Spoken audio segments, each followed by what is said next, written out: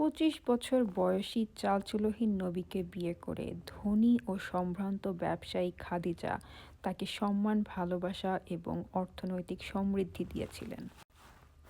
খাদিজা ছিলেন ইসলাম পূর্ববর্তী সময়ের একজন সম্ভ্রান্ত, ধনী ও প্রভাবশালী বিজনেসওম্যান। চিন্তা করে দেখুন, সপ্তম শতাব্দীতে যখন মুসলিমদের দাবি অনুযায়ী মেয়েদেরকে জন্মের পরে পুঁতে ফেলা হতো, সেই সময়ে খাদিজা ছিলেন ধনী, সম্ভ্রান্ত, প্রভাবশালী ব্যবসায়ী। তিনি সেই যুগে সিল্ক এবং চামড়ার ব্যবসা করতেন।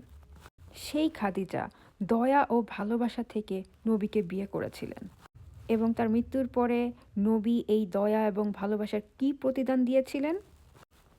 তিনি আল্লাহর নামে এবং ইসলাম ধর্মের নামে নিয়ম করে দিলেন যেন মেয়েরা ঘর থেকে বের না হয়। কোরআনের সূরা আল আহজাব অর্থাৎ ৩৩ নম্বর সূরার আয়াত নম্বর ৩৩ অনুযায়ী আল্লাহ বলতে চান মেয়েরা যেন ঘর থেকে বের না হয়। এই আয়াতে পরিষ্কার করে বলা আছে যে নারীদের কর্ম, পরিশ্রম, উপার্জন, রাজনীতি, দুনিয়া চালানো অথবা ব্যবসা নয় এবং নারীরা শুধুমাত্র ঘরে বসে থাকবে। আচ্ছা, আল্লাহ তাহলে নারীদেরকে পা দিছে কেন? যদি পুরুষের উপর নির্ভর করাই নারীদের জীবনের একমাত্র লক্ষ্য হয়, তাহলে পরে হাঁটার ক্ষমতার কি প্রয়োজন ছিল?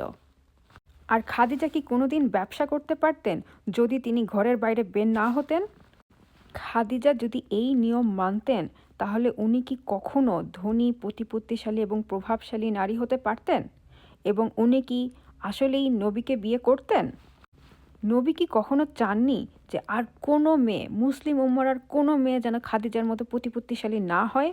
নবী কি খাদিজার সক্ষমতা এবং স্বনির্ভরশীলতাকে এতই ঘৃণা করতেন যে তিনি আল্লাহর নাম করে ইসলামের দোহাই দিয়ে এমন একটি আয়াত নাজিল করলেন যাতে যেন আর কোনো দিন কোনো মুসলিম নারী খাদিজার মতো ধনী ও সম্ভ্রান্তশীল ও সক্ষম হতে না পারেন?